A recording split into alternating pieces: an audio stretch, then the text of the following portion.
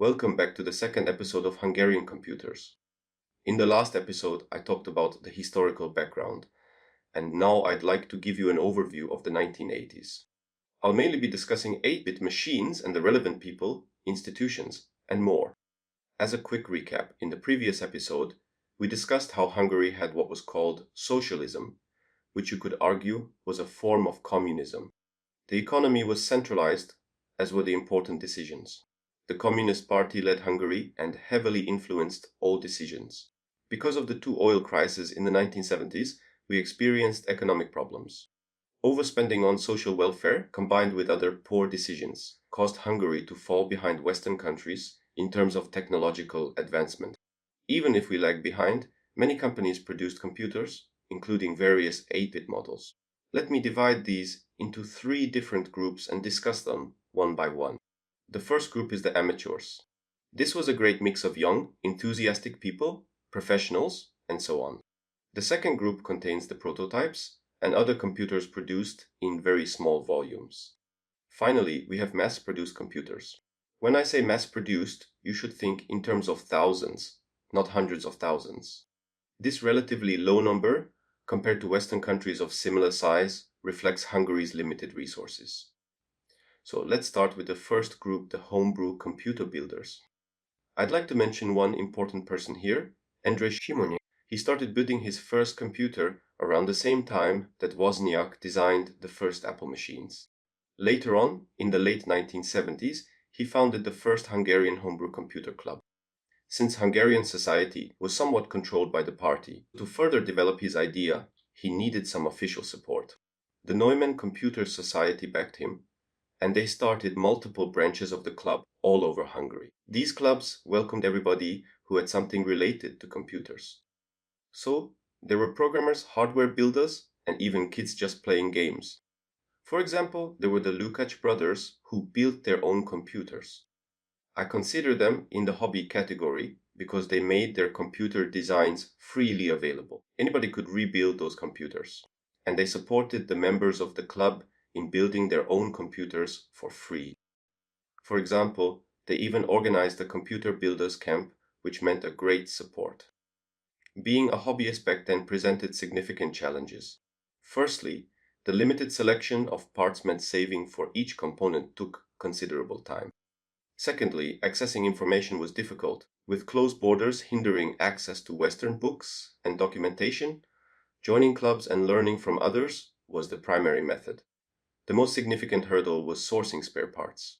Shortages were common, requiring extensive travel to gather everything needed for a computer. Organizing the camp took months, and even with the Computer Society's support, acquiring all the necessary integrated circuits proved impossible. Consequently, one of the Lukács brothers had to redesign the circuit to accommodate available ICs. This computer, the Homelab, was a simple Z80-based machine. While it could function with just a few kilobytes of memory, a typical configuration included 16 KB of RAM and some ROM. Production numbers were around several hundred units, operating in a gray area between official and unofficial, in few cases in a small business model. I'd compare it to the Apple I in some ways, but I think the crucial aspect was how these machines and clubs disseminated information. Although these clubs closed in the early 1990s, the Neumann Society remains active, organizing various events. The old HCC has even been revived, demonstrating a continuing vibrant community. If you're interested in connecting with this community, they host numerous exhibitions and gatherings. Let's move on to the second group, what I've called the prototypes. I have 3 examples, all based on the Z80 processor, and unfortunately, detailed information about them is scarce. The first is the Mickey 80. It's a very simple machine with 16 kilobytes of memory and a lot of ROM chips. What makes it special is its connection to 2 other machines. It uses the BASIC from the Homelab, and it's also related to the Primo, as they were designed and produced, at least in part, by the same company. The specific Mickey 80 I have was used as a terminal in a hospital. Sadly, there's not much more information available. The production numbers are unknown, and I don't have any games or software for it. But if you're interested, there's a Facebook group dedicated to it. Leave a message in the comments, and I'll share more information. The Triton computer has similar issues in terms of available information. However, according to newspaper articles, it was designed for the first school computer program. Since it didn't win the competition, only around 100 units were produced. As you can see, it's not a particularly sophisticated machine. If you're familiar with the ZX80, the plastic casing might remind you of it. I'm not going to comment on the quality, perhaps the opposite is more accurate. Under the hood, it's a standard Z80 based machine. The keyboard is similar to other computers of the time. It has the standard 16 kilobytes of memory and a lot of ROM chips. This is because they couldn't find ROMs with larger capacities, so they used many smaller ones. While some machines had white cases, the orange version is more common. Interestingly, the power supply is even bigger than the computer itself. There's a lot of empty space inside the PSU. They originally planned to include a floppy disk drive in the same case.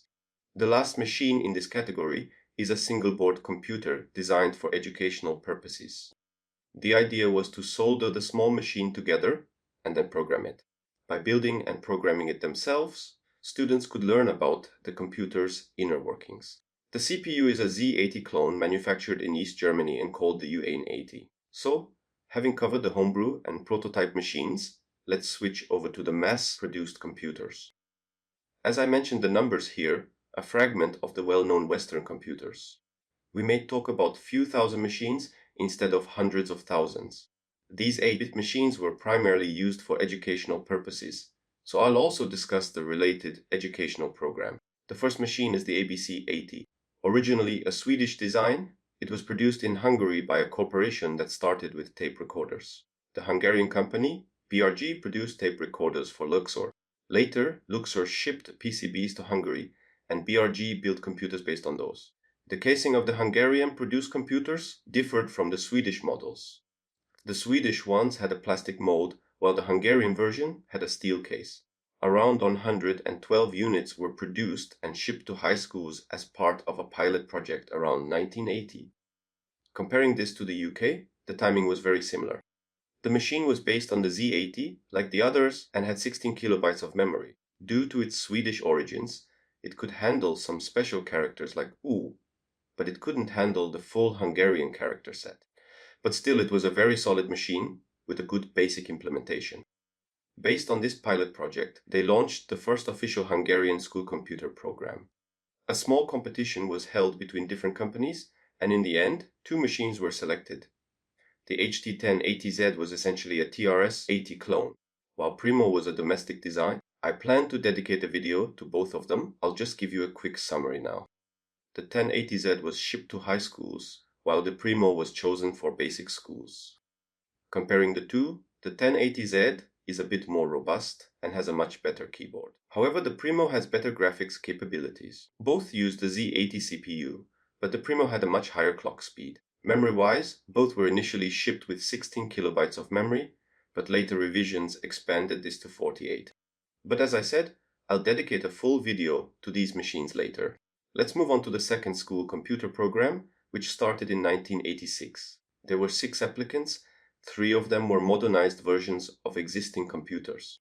The HT was updated with color graphics and ZX Spectrum compatibility. The second was an upgraded version of the Primo, finally able to display color screens and sporting a proper keyboard. The third was the Homelab 4 made by the Lukács brothers. It was an updated version of the computer I've already presented.